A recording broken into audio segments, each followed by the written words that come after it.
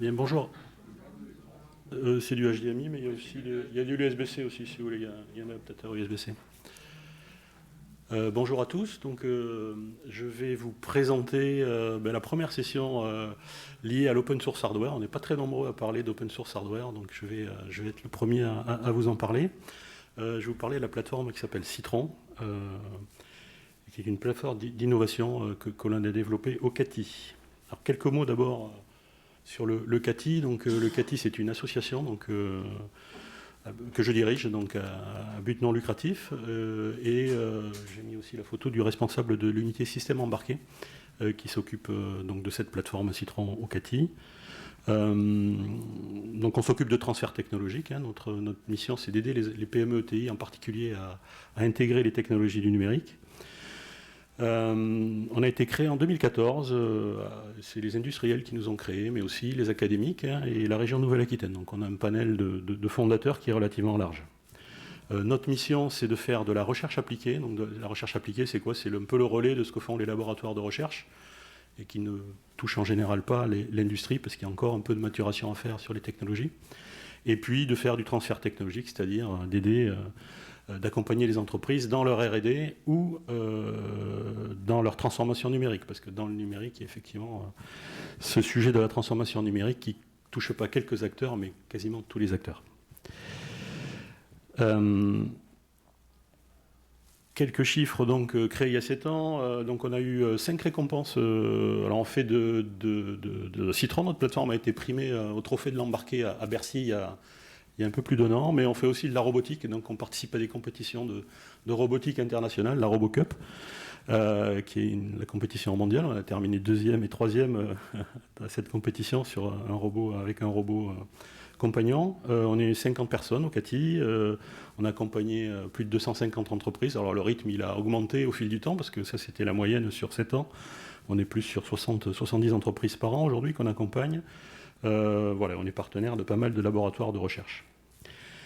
Ce qui est original au CATI, c'est qu'on a 3 départements. Donc un département qui fait de la data science. Donc il y a une plateforme qui s'appelle Vanilla, j'en parlerai pas là, mais si vous voulez, vous pouvez voir sur notre stand E43, on vous en parlera.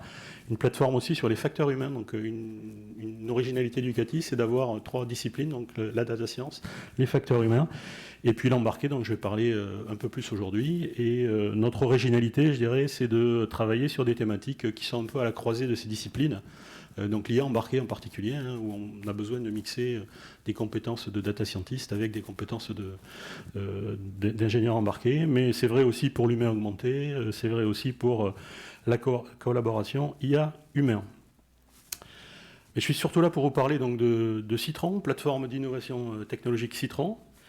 Alors tout le monde attend, je pense, que je réponde à la question que veut dire Citron, donc je le fais tout de suite. Donc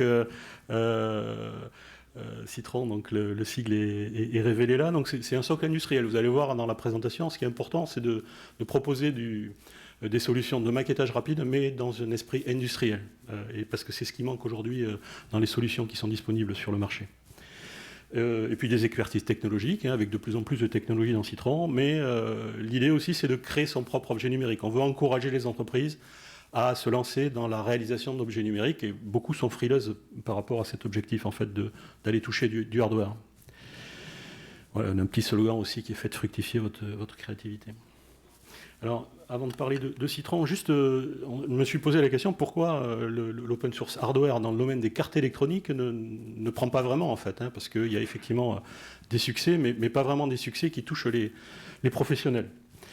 Dans l'informatique, on a plein d'exemples. Alors, j'ai mis celui de Linux, là, qui est le plus parlant, mais effectivement, même si ça a été long, à un moment donné, les industriels se sont emparés du sujet, l'ont utilisé, l'ont adopté, y ont contribué. C'est ça qui en fait le succès, et qui fait que maintenant, voilà, Linux est utilisé partout, et je dirais dans certains sujets quasi exclusivement. Alors mon collègue va en parler dans la séance suivante, mais en microélectronique, on voit aussi quelque chose de très fort aujourd'hui, hein, le RISC-V, donc qui est issu du tissu académique, hein, c'est Berkeley qui a proposé cette solution, mais on voit une adoption assez rapide des industriels, et la preuve, hein, Thales va nous en parler tout à l'heure, et donc là on sent que la mayonnaise a pris et qu'il y a vraiment des solutions dans le domaine open source qui vont pénétrer le monde industriel dans la microélectronique. Malheureusement, sur la carte électronique, il y a des choses qui marchent très bien. Donc là, j'ai pris des exemples d'Arduino, Raspberry Pi, qui sont des solutions disponibles en open source autour de la carte électronique, mais qui ne sont pas adoptées par les professionnels aujourd'hui, parce qu'ils sont issus en fait d'un milieu plutôt informatique, qui n'a pas intégré dans les solutions les contraintes vraiment industrielles des électroniciens. Et aujourd'hui, force est de constater qu'ils sont très utilisés par les startups, par les porteurs de projets de la French Tech de manière plus générale, voire les académiques, hein, qui font beaucoup de leur enseignement autour de l'électronique, autour de ces cartes-là. Mais ils sont très peu utilisés par les professionnels qui les rejettent même. Hein. Voilà, donc pour que les solutions open source aient du succès, il faut qu'il y ait matière, il faut qu'il y ait une communauté qui se crée, mais il faut aussi qu'il y ait des professionnels dans cette communauté pour utiliser, pour contribuer, pour que ça marche. Donc ça manque un petit peu encore au niveau de la carte électronique, et c'est ça qu'on a essayé d'adresser au CATI. Alors pourquoi on a créé Citron? Alors je ménage le suspense, je vais vous dire un petit peu plus ce que c'est dans quelques minutes, mais pourquoi on l'a créé? Déjà parce qu'on est une structure qui s'est créée il y a 7 ans et qui avait besoin d'un outil pour faire du transfert technologique auprès d'entreprises qui avaient besoin de développer des objets électroniques. Donc on a créé en fait une solution, puisqu'on n'a pas retrouvé dans le maquettage rapide venant des plateformes makers les outils qu'il nous fallait. Donc on a créé Citron, c'est la première raison, c'était parce qu'on en avait besoin en interne. Mais de manière plus importante, je dirais, c'est pour nous aussi, par notre mission d'être un acteur associatif qui a pour mission de dynamiser le tissu industriel local, c'est d'encourager les entreprises, les porteurs de projets à créer des objets électroniques. Parce qu'aujourd'hui, quand on regarde les acteurs, je vais qualifier French Tech, avec toutes ces nouvelles entreprises, start-up qui se créent, où il n'y a pas forcément une compétence en électronique. L'électronique, ça fait peur, quoi. On ne va pas développer son objet, donc on va utiliser des choses existantes, ou on va se lancer sur des plateformes makers, et on va se casser les dents quand il va falloir passer à l'outil industriel, ou la plupart du temps, on se décourage, on ne le fait pas, quoi. Donc nous, notre objectif avec Citron, c'était de proposer un outil qui empaquette un petit peu les problèmes, qui les traite un petit peu en amont et qui permet à des nouveaux acteurs, comme on le fait avec du maquettage rapide sur des plateformes makers, de se lancer dans l'électronique sans être vraiment un expert. Alors c'est pas toujours bien de développer son objet électronique. Moi je suis pas un ayatollah qui dit qu'il faut à chaque fois développer son électronique si on en a besoin dans son projet, mais c'est pas une idée à rejeter, c'est souvent une bonne idée aussi parce que ça permet de maîtriser son projet. Hein. Quand on développe un produit, un service autour d'un objet électronique, on a envie que ça dure plusieurs années. Donc d'être tributaire de solutions certes très intéressantes parce qu'on n'a pas dépensé du tout de R&D à les développer, c'est bien, mais ça peut avoir vraiment une grosse problématique pour la pérennité de son entreprise, et sans parler des données, puis c'est des objets souvent qui génèrent de la donnée, qui sont communicants, sans parler des données auxquelles on n'a pas forcément accès si on n'a pas totalement la maîtrise du hardware.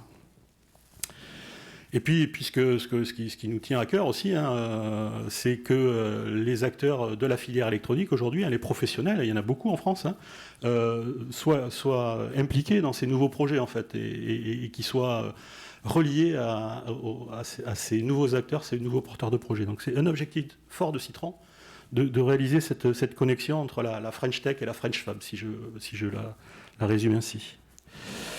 Et puis, alors c'est très bien de fonctionner en communauté. Alors c'est pas un public qui arrive, qui participe à une manifestation comme celle-là que je prêche devant des convaincus, mais ça le sera encore plus dans le futur. Dans le domaine du hardware, il y a des technologies qui évoluent très vite, qui sont de plus en plus nombreuses. Il y a l'arrivée de l'IA en embarqué qui va amener, comme je disais tout à l'heure, de la data science, mais aussi qui amène de nouvelles façons d'appréhender les systèmes électroniques où on va mélanger intimement les solutions logicielles, matérielles. Hein. Il y a plein de nouveaux processeurs ou coprocesseurs dédiés à l'IA qui arrivent. Donc c'est de plus en plus compliqué de développer un objet électronique qui soit intelligent. Donc travailler en communauté sur les briques de base, ça devient de plus en plus indispensable. Et c'est ce qu'on propose dans Citron. Voilà, après, je pense que j'ai à peu près tout dit.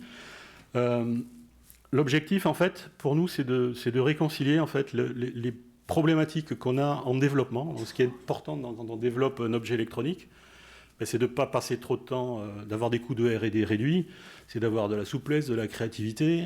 Le maquettage rapide, il est parfait pour ça. Et c'est pour ça que les plateformes makers, elles ont tant de succès auprès des startups qui ont besoin de monter rapidement des POC et de faire évoluer leur projet autour de ces POC. Mais il faudrait aussi pouvoir répondre à la deuxième partie, qui est l'objet sur le marché et les contraintes industrielles auxquelles il doit répondre. Notamment le coût final, hein, et souvent on a besoin d'intégrer pour atteindre des coûts acceptables par le marché, mais aussi tout ce qui est robustesse, fiabilité, et puis on a besoin d'être indépendant aussi, si on veut vraiment avoir une certaine pérennité de sa solution. Alors c'est ce qu'on essaie de faire dans Citron. Alors comment ça fonctionne, Citron? Ça démarre par une idée d'une entreprise. Hein. Citron, c'est des briques fonctionnelles, c'est des cartes de maquettage rapide, comme vous avez certainement manipulé avec des plateformes makers, qu'on va pouvoir assembler. Donc, si j'ai une idée d'un produit ou d'un objet, je vais pouvoir utiliser des cartes qui existent déjà, qui sont des cartes Citron. Il y en a 45, je crois, aujourd'hui, qui ont été développées par le CATI, en mode open source, et c'est totalement gratuit, donc vous pouvez y avoir accès comme vous le voulez. On va utiliser ces cartes qui existent pour construire son objet, l'objet qui va correspondre aux fonctions dont on a besoin. Et ça va me permettre en fait de mettre au point cette POC, parce qu'on parle de POC aujourd'hui, hein, les cartes Citron que l'on met à disposition, elles ne sont pas destinées à être mises sur le marché après. C'est une boîte à outils qui a toutes les caractéristiques et toute la capacité à devenir un objet industriel, mais qui doit se transformer en un objet industriel au bout d'un moment. Donc là, on est au niveau de la POC encore. Ça permet, c'est très important, hein, dans le domaine des usages, dans le domaine du numérique, hein, de tester l'idée auprès des utilisateurs, de tester aussi la réponse du marché à partir de POC. Hein, ça se fait déjà et c'est très bien. Mais surtout, et c'est là où, disons, Citron amène un plus par rapport aux solutions qui existent déjà, quand l'objet, quand la fonctionnalité est finalisée, quand l'acceptabilité des utilisateurs est là, on peut utiliser ces données qu'on a dans Citron pour les réutiliser dans l'objet industriel. Au niveau logiciel, c'est totalement transparent puisqu'on va recompiler du logiciel qui fonctionne sur une maquette et qui va fonctionner de la même manière sur un objet intégré. Alors sur le plan hardware, il y a un petit peu de travail, même si on le pré-mâche un petit peu. Là, bien sûr, ça ne se fait pas, c'est pas du presse-bouton, mais c'est accompagné. Et ça se fait... je dirais en dehors de la plateforme. La plateforme, c'est une boîte à outils gratuite, des bonnes pratiques, mais si on veut effectivement aller vers un objet intégré, voilà, c'est un projet de l'entreprise en fait. Hein. Alors qu'est-ce qu'il y a derrière ces cartes électroniques, hein? Donc là, il y a des photos de quelques cartes. Hein. Je dis, il y en a 45 aujourd'hui et ça continue à grossir. Il y en aura encore beaucoup en 2022 qui seront développés par le CATI, mais notre objectif, c'est aussi de créer une communauté et d'embarquer avec nous, c'est le cas de le dire, d'autres acteurs qui ont envie aussi de développer des cartes compatibles avec notre plateforme. Voilà, on va trouver bien sûr le côté matériel, le côté logiciel. On va trouver aussi l'aspect méthodologie de développement. Donc on se base, nous on est des gens issus de l'industrie de l'électronique. Donc on va baser les solutions qui sont dans le développement de cartes Citron sur des solutions professionnelles. Chaque fois que c'est possible, on va aussi penser à la pré-industrialisation. C'est bien d'avoir des composants qui sont choisis pour être les composants les meilleurs du moment, des empreintes, des caractéristiques au niveau de la testabilité qui sont adéquates par rapport à un futur passage dans le monde de la production. Et puis, on a aussi l'aspect connectivité. C'est souvent des objets communicants qui sont développés. Et donc, il y a cet aspect IoT. Donc, je connecte une plateforme IoT. Donc, on a des cas d'usage qu'on peut réutiliser. On en a plusieurs avec Microsoft Azure, avec Amazon.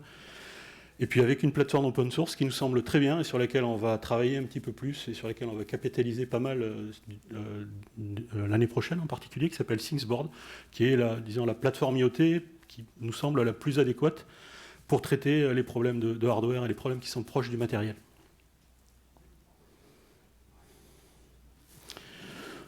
Bon, en termes de propriété, Citron, c'est une boîte à outils, c'est gratuit.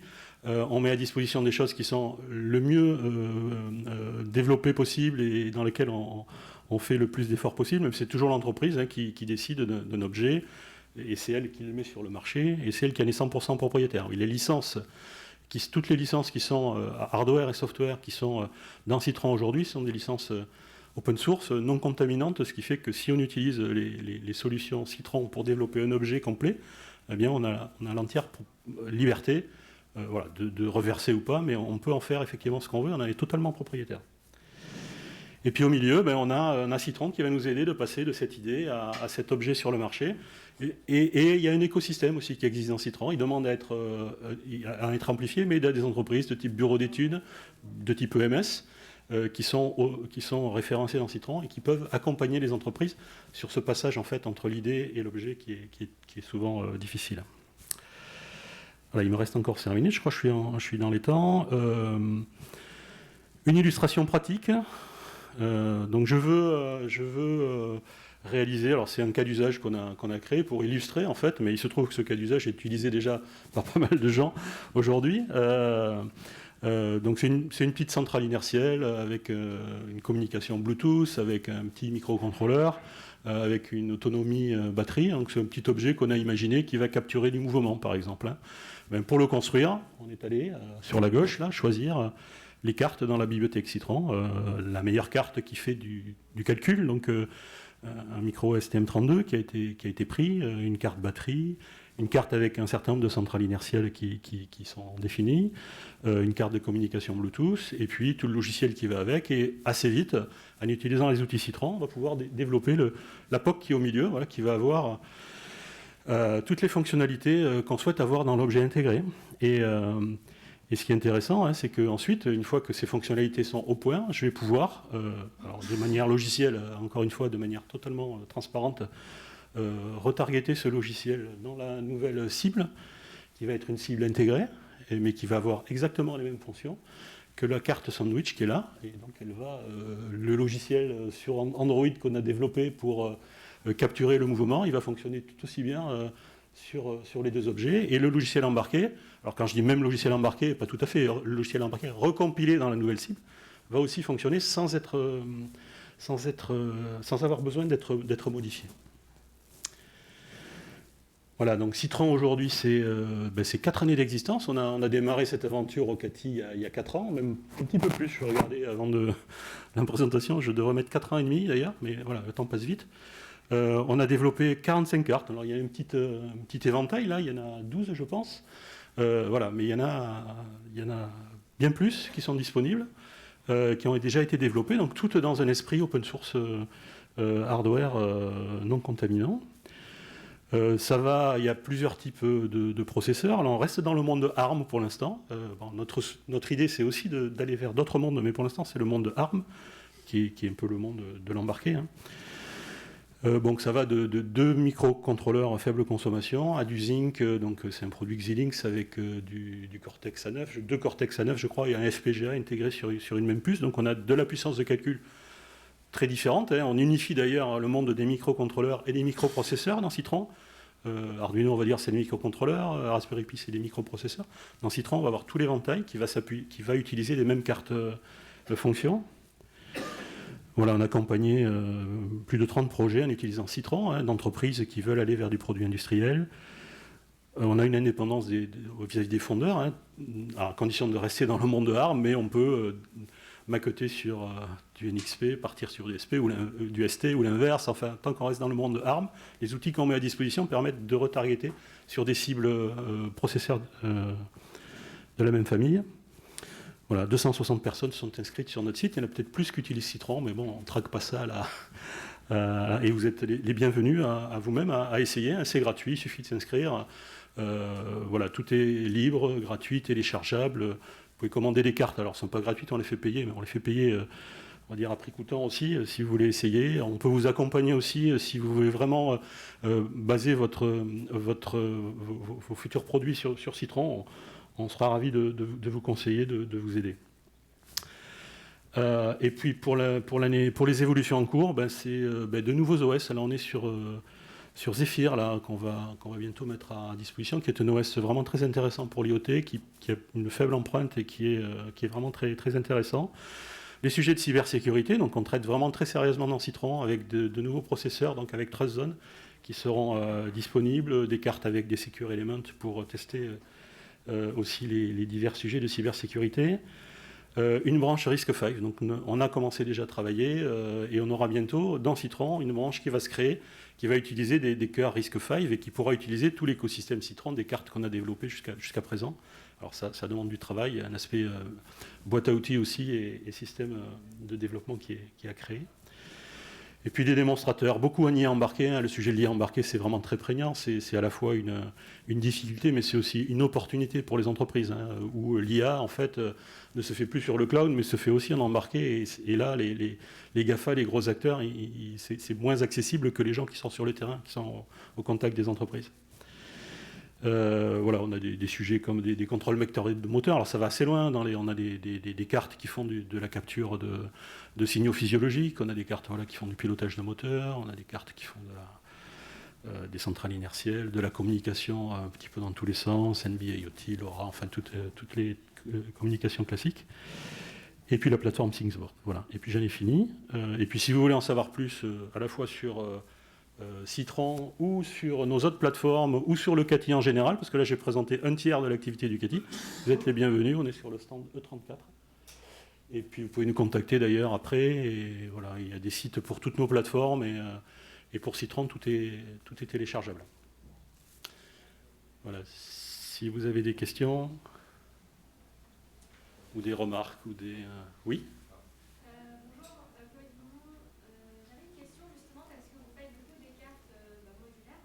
Oui. Comparé à de l'Arduino ou dans la trucs qui, une fois qu'on va industrialiser, sont pas forcément utilisables. Oui. Aujourd'hui, sur cette chaîne, on va dire, pour quelqu'un qui se lance d'un projet d'un phase de POC à l'industrialisation, quelle réduction de temps vous apportez grâce au CATI? Oui. Je ne sais pas s'il y a Sébastien dans la salle. Si, Sébastien, tu veux bien répondre à cette question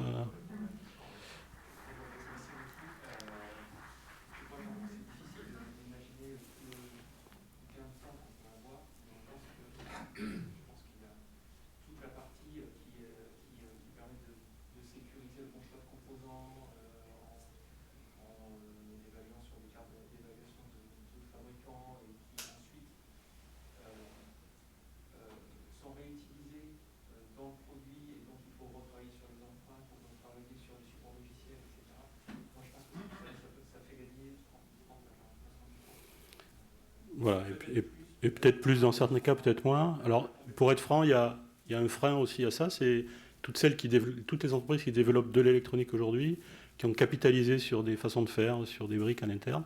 Donc le passage à Citron, ça a un coût. Une fois qu'on y est, on peut vraiment capitaliser dessus, mais il faut reconnaître que c'est un effort, malgré tout, que certains font et que d'autres ne font pas parce qu'il y a un changement, en fait,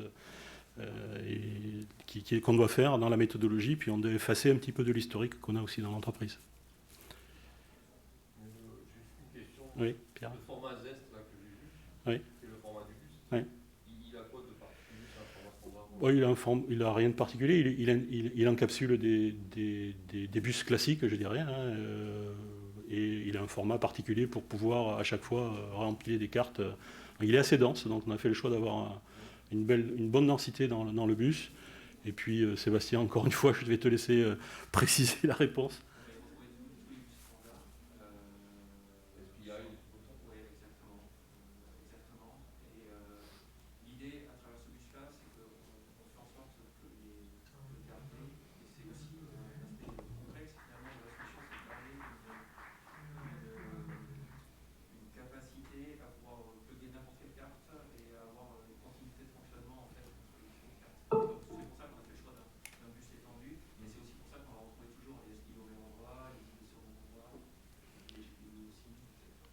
qu'on a bataillé un petit peu avant de le finaliser. Sur la bus, on va aussi trouver des capacités aussi à pouvoir avoir des cartes. On va pouvoir mettre plusieurs cartes microcontrôleurs les unes sur les autres aussi pour pouvoir les interchanger, qu'elles puissent interchanger les unes avec les autres. On va pouvoir retrouver aussi des alimentations et avoir des cartes qui permettent de générer de l'alimentation il y a plusieurs endroits. Enfin, voilà, il y a des choses un peu astucieuses qu'on appelle aussi sur le bus pour pouvoir avoir cette modularité et pas être bloqué. Vous avez une question pour passer à la... La question, c'était la consommation maximale attendue de carte, c'est quelle ordre de grandeur? En consommation énergétique? Oui. Oui. Je crois que sur le bus, on peut passer à 1 ampère 8 en termes d'alimentation globale. Et donc, forcément, si on a besoin d'avoir, par exemple, sur les aspects contrôle vectoriel, où on va venir alimenter des moteurs ou autres, on a besoin d'avoir une alimentation de puissance directement sur la carte qui gère le rachat du moteur. Voilà, mais après. Alors, Voilà, les cartes Citron ne sont pas faites pour être des cartes utilisées dans des produits en fait. Oui, Donc elles permettent de permettent de configurer des choses et après le produit on peut le surdimensionner en puissance si c'est le cas, mais souvent on réduit la consommation en fait dans l'objet.